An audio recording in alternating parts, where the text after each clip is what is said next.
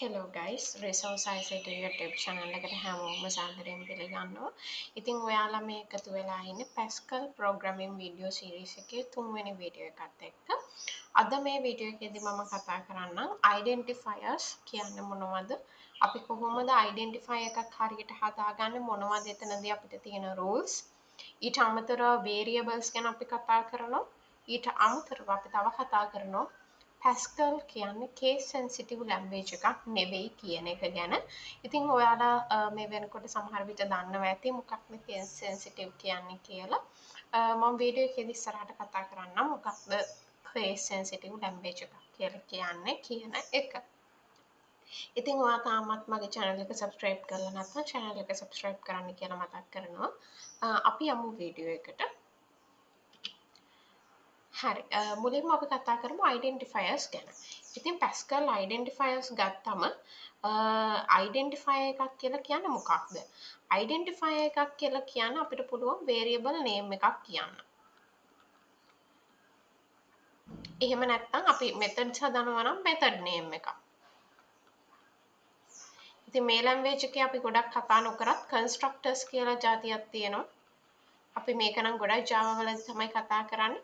ඉතින් මේ වගේ දේවල් තමයි identifiers කියලා කියන්නේ. අපිට ඕන නම් තව කියන්න පුළුවන් functions.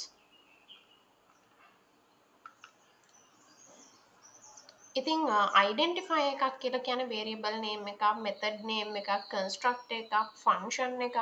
මේවට අපි දාන නම් හැම වෙලේම මේ variable names, method names අපි create කරලායි දාන්න ඕනේ. ඉතින් මේවා කොහොමද create කරන්නේ? මේවා create කරද්දි මොනවද තියෙන rules කියලා තමයි අපි කතා කරන්න යන්නේ. ඉතින් පළවෙනි rule එක තමයි reserved words in Pascal cannot be used as identifier names. ඉතින් මේ පළවෙනි කාරණය ගැන මම ඊළඟ slide එකේ කතා කරන්නම්. reserved words කියන්නේ මොනවද කියන එක. හරි අපි යමු දෙවෙනි එකට should start with an English letter. හැම වෙලේම අපේ identifier name එක එහෙම නැත්නම් variable name එක එහෙම නැත්නම් function name එක English letter එකකින් start කරන්න ඕනේ. ඒක capital වෙන්න පුළුවන්, simple වෙන්න පුළුවන්. එතන ප්‍රශ්නයක් නැහැ. හැම වෙලේම English letter එකක් පමණක්ම විය යුතුයි. ඒක ඔයාලට කැමති විදියට ගන්න පුළුවන්. simple A to Z ඇතුලේ වෙන්න පුළුවන්. එහෙම නැත්නම් capital A to Z වෙන්න පුළුවන්. ඒක ඒ ඕනම letter එකක් පාවිච්චි කරන්න පුළුවන්. Other letters can be simple A to Z, capital A to Z, 0 to 9 or underscore. Other letters කියලා කියන්නේ first letter එකෙන් පස්සේ ඒවා. second letter, third letter ඒ ටික ඔක්කොම A to Z simple වෙන්න පුළුවන්, A to Z capital වෙන්න පුළුවන්, number එකක් වෙන්න පුළුවන්, underscore එකක් වෙන්න පුළුවන්. උදාහරණයක් විදියට කිව්වොත් මම ලියනවා class underscore 30. මේක valid variable name එකක්. එහෙම නැත්නම් valid identifier එකක්. ඇයි මම එහෙම කියන්නේ? මෙතනදී මේ කියලා තියෙන rules ඔක්කොම follow කරලා තියෙනවා. C කියන letter එකෙන් පටන් ගන්න තියෙන. ඒතකොට ඒක English letter එකක්. කිසිම ගැටලුවක් නැහැ. ඊට පස්සේ ලියන ඒවා underscore එක තියෙන්න පුළුවන්. 30 කියන්නේ numbers උත් include වෙන්න පුළුවන්. ඒක නිසා අපි ඒකට කියනවා valid identifier එකක් කියලා. ඉතින් මේ rules වලින් පිට මොකක් හරි ලියලා තිබ්බොත් identifier එකක් program එක නම් run කරනකොට errors පෙන්නනවා. ඒවට අපි කියනවා invalid identifier එකක් කියලා. අපි මෙහෙම ලියුවොත් 8 class මේක ඇවිල්ලා invalid identifier එකක්. මොකද මම මෙතනදී ඔයාලට කිව්වා අනිවාර්යෙන්ම identifier එකක් English letter එකකින් start වෙන්න ඕනේ. 8 කියන number එකෙන් අපිට start කරන්න බෑ identifier එකක්. ඊළඟට not case sensitive. මේ not case sensitive කියන එකත් මම වීඩියෝ එකේ ඉස්සරහට වෙනමම කතා කරන්නම්. ඊළඟ දේ තමයි spaces should not be used between words. ඒ කියන්නේ මේ words අතර අපි හිතමු class name කියලා මට ඕනේ variable එකක් ගන්න. class name. මම මෙහෙම මේක space කරලා ලිව්වොත් මෙයා invalid. වචන දෙකක් අතර spaces තියන්න බෑ. අපි හිතමු කොහට space එකක් ඕනේ කියලා ඒ වෙනුවට ඔයාට underscore එකක් දාන්න පුළුවන්. underscore එකක් දැම්මම මේක valid identifier එකක් වෙනවා. මොකද මේ words දෙක අතර space එකක් නැහැ. ඔයාට spaces ඕන හැම තැනකදීම ඔයාට underscore එක තමයි use කරන්න වෙන්නේ. එහෙම නැත්නම් මේ words දෙක එකට ලිව්වත් ප්‍රශ්නයක් නැහැ. ඉතින් ඔයාට ඕන නම් මේක මේ විදිහට ලියන්න පුළුවන් class name. මේක valid identifier එකක්. underscore එක දැම්මම මේ උඩ එකත් valid identifier එකක් වෙනවා. ඊළඟට special characters are not allowed. special characters කියලා කියන්නේ dollar sign එක, ampersand වෙන්න පුළුවන්, asterisk එක, ඊට අමතරව hash, @ එක, ඔන්න percentage sign එක. මෙන්න මේවට තමයි අපි කියන්නේ special characters කියලා. එතකොට special characters identifier name එක කිසිම තැනක include වෙන්න බෑ. ඒවා invalid. කිසිම තැනක මේ signs තියෙන්න බෑ. ඉතින් ඔන්නවා තමයි identifier එකක් create කරද්දී අපිට follow කරන්න තියෙන rules වෙන්නේ. ඉතින් identifier එකක් කියලා කියන්නේ හැම වෙලේම variable name එකක් වෙන්න පුළුවන්, function name එකක් වෙන්න පුළුවන්, method name එකක්, construct එකක් වෙන්න පුළුවන්. ඉතින් Pascal language එකේ නම් ප්‍රධාන වශයෙන්ම ඔයාට මේ identifiers අවශ්‍ය වෙන්නේ functions create කරද්දී සහ variable names create කරද්දී. ඉතින් ඔයාලා variable name එකක් create කරද්දී මේ rules follow කරන්න මතක තියාගන්න. ඊළඟට මම කතා කරන්නම් Pascal reserved words කියන්නේ මොනවද කියලා. reserved words කියලා කියන්නේ Pascal language එකේ තියෙන keywords. අපි මේ reserved words වලට තව වචනයක් කියනවා keywords. මොනවද keywords කියන්නේ? language එක නිර්මාණය කරද්දිම language එකට පාවිච්චි කරලා තියෙන වචන වලට තමයි අපි keywords කියලා කියන්නේ. උදාහරණයක් විදියට අපිට තියෙනවා if කියන එක, else කියන එක. මේවා අපි හදන ඒවා නෙමෙයි. මේවා language එකෙන්ම තියෙනවා. ඉතින් මේ table එකේ දීලා තියෙනවා Pascal වල තියෙන standard keywords කිහිපයක්. ඇත්තටම මෙතන කිහිපයයි තියෙන්නේ. තව ගොඩක් තියෙනවා standard words. ඉතින් ඔයගලන්ට Google එකේ search කරොත් බලා ගන්න පුළුවන් මොනවද standard keywords list එකම. මට list එකම මෙතනට include කරන්න බැරි නිසා මම කිහිපයක් include කරලා තියෙනවා. ඉතින් if එක, else එක, ඊළඟට for, var කියන එක, variable කියන, program. ඔයාලට මතක ඇති කලින් වීඩියෝ එක ඔයා බැලුවා නම් මම කිව්වා මොකක්ද program කියන එකෙන් වෙන්නේ, මොකක්ද var කියන එකෙන් වෙන්නේ කියලා. එතකොට මේ හැම එකක්ම keywords. begin කියලා අපි ලිව්වා, end කියලා ලිව්වා. මේ ඔක්කොම reserved words. එතකොට මේ reserved words ඔයාට variable name එකක් විදියට, function name එකක් විදියට පාවිච්චි කරන්න බෑ. ඔයාට ලියන්න බෑ var begin integer. මෙන්න මෙහෙම අපිට ලියන්න බෑ.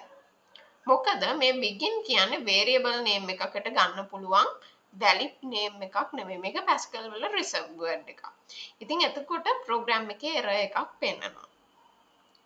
ඉතින් මම හිතනවා ඔයගලන්ට පැහැදිලි ඇති කියලා Pascal reserved words කියන්නේ මොනවද කියලා. හැම programming language එකකටම මේ language එකට reserve වෙච්ච word list එකක් මේ වගේ තියෙනවා. ඊළඟට අපි කතා කරමු Pascal වල correct identifiers ටිකක් හඳුනගන්න විදිය. ඉතින් මම මෙතන දීලා තියෙනවා list එකක්. මේ වගේ valid ඒවා මොනවද, invalid ඒවා මොනවද කියලා අපි ටිකක් කතා කරමු. පළවෙනි art class කියන එකේ කිසිම ගැටලුවක් පේන්නේ නැහැ. මොකද letter එකකින් පටන් අරන් තියෙන අනිත් ඔක්කොමත් letters තමයි අපි use කරලා තියෙන්නේ. එහෙනම් මේක valid identifier එකක්. දෙවෙනි එකට ගියාම student name capital letter එකකින් start කරලා තියෙනවා. ඒක ගැටලුවක් නැහැ. letter එකකින් start කරලා තියෙන මැද spaces මුකුත් නැහැ. ඒ වෙනුවට underscore එකක් පාවිච්චි කරලා තියෙනවා. ඒකත් ඒක නිසා valid කියලා අපිට ගන්න පුළුවන්. ඊළඟට මෙතනට ආවහම underscore එකකින් තමයි start කරලා තියෙන්නේ. මේක invalid identifier එකක්. මොකද underscore එකකින් අපිට start කරන්න බෑ කිසිම වෙලාවක identifier එකක්. මේක නම් ඔයගලන්ට බැලුව ගමන්ම තේරෙනවා ඩොලර් සයින් එක තියෙන නිසා invalid කියලා ගන්න වෙනවා. my object කියන එකේ කිසිම ගැටලුවක් නැහැ. මේක valid identifier එකක්. මොකද letters පමණයි use කරලා තියෙන්නේ. මෙතන මෙන්න මේ tilde sign එක use කරලා තියෙනවා. ඒක නිසා මේක invalid identifier එකක්. මොකද special characters අපිට use කරන්න බෑ. ඊළඟ එකට ගියාම 3 number 3 තියෙනවා. ඒට අමතරව මෙතන asterisk එකක් use කරලා තියෙනවා. ඒක නිසා අපි මේක invalid identifier එකක් කියලා තමයි හඳුනගන්නේ. ඊළඟ එකට ගියාම dollar sign එක නිසා invalid කියලා තමයි ගන්න. ඉතින් ඇත්තටම මේ dollar sign එක පාවිච්චි කරන එක Pascal වලදී invalid identifier එකක් වුණාට සමහර languages තියෙනවා PHP වගේ languages මේවා valid identifiers වෙනවා. මොකද PHP වල dollar sign එක ඇවිල්ලා valid identifier එකකට use කරන්න පුළුවන් symbol එකක්. ඉතින් ඒක language එකෙන් language එකට වෙනස් වෙනවා.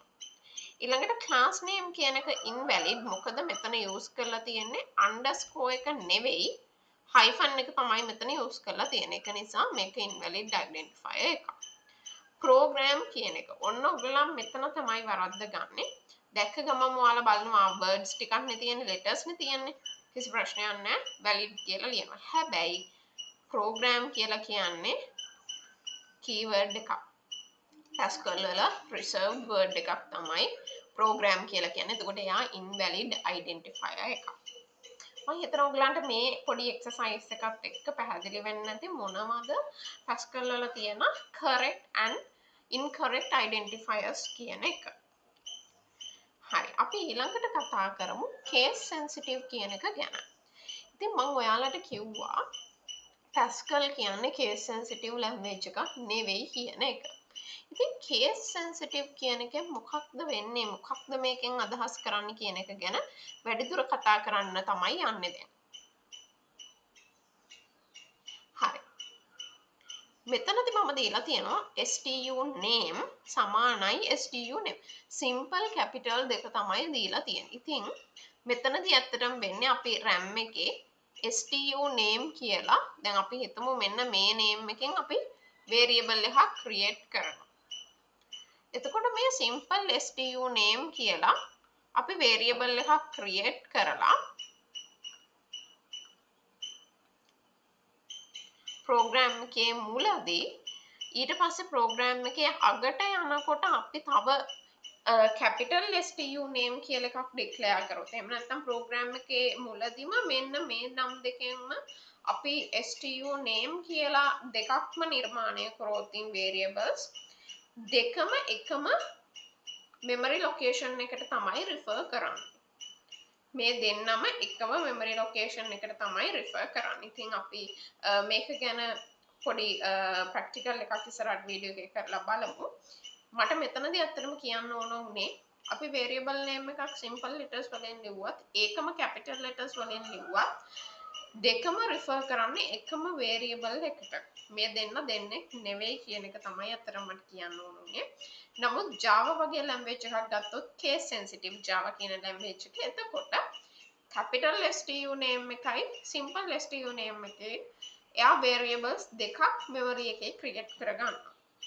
ඉතින් Pascal එහෙම නැහැ. ඔයාට ලේසියෙන්ම මේ capital simple වල capital simple ගැන වට හිතන්න දෙයක් නැහැ. දෙන්නම refer කරන්නේ එකම location එක. අපි මේක පොඩ්ඩක් practical එකක් කරලා බලමු.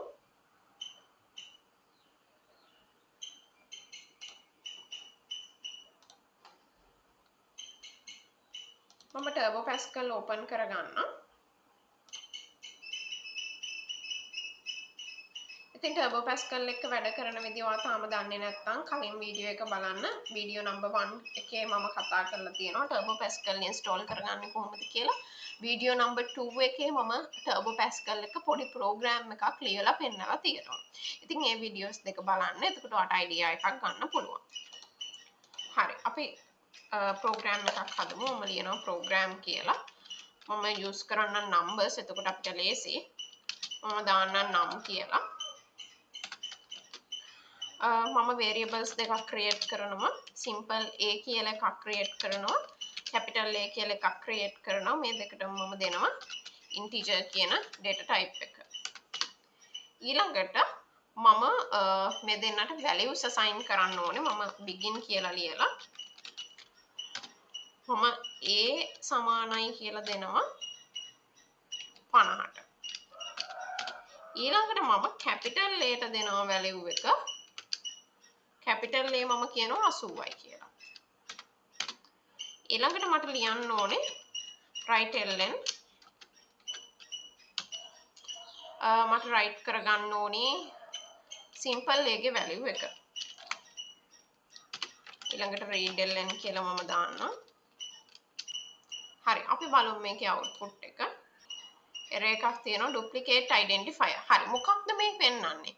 මේකේ කියනවා duplicate identifier කියලා. duplicate identifier කියලා කියන්නේ simple A කියන එකයි capital A කියන එකයි දෙන්නම එක්කෙනෙක් කියලා තමයි මෙයා හඳුනගන්නේ. එතකොට දැන් මම A කියලා පළවෙනි identifier එක දීලා දෙවෙනි එක capital A කියලා දුන්නාම එයා හිතන්නේ මේ දෙන්නම එකයි කියලා. මේක duplicate කියලා තමයි error එක පෙන්වන්නේ. මම මේක B කරනවා. run කරගන්න පුළුවන්. 80 කියලා print වෙලා තියෙනවා. ඉතින් අපි 80 කියලා දුන්නේ දෙවෙනි එකට. ඒ කියන්නේ B තමයි 80 කියලා අපි දුන්නේ. එතකොට 80 වල value එක print කරලා තියෙනවා. ඉතින් මම හිතනවා ඔයාලට පැහැදිලි ඇති කියලා. මේකේ මම කිව්ව case sensitive කතාව practical example එකක් එක්ක ඔයාලට මම කරලා පෙන්නුවේ. අපිට එකම variable name එක එකම letter set එක capital simple දෙකෙන්ම use කරන්න බෑ. ඒක invalid. මොකද දෙන්නම refer කරන්නේ එකම memory location එකට නිසා. ඉතින් අදට මම වීඩියෝ එක මෙතනින් නතර කරනවා. ඔයාලට මොනවා හරි ප්‍රශ්න තියෙනවා නම් comment section එකේ ප්‍රශ්න දාන්න මම ඒවට උත්තර දෙන්නම්. අපි අලුත් වීඩියෝ එකකින් හමු වෙමු. හැමෝටම සුබ දවසක්.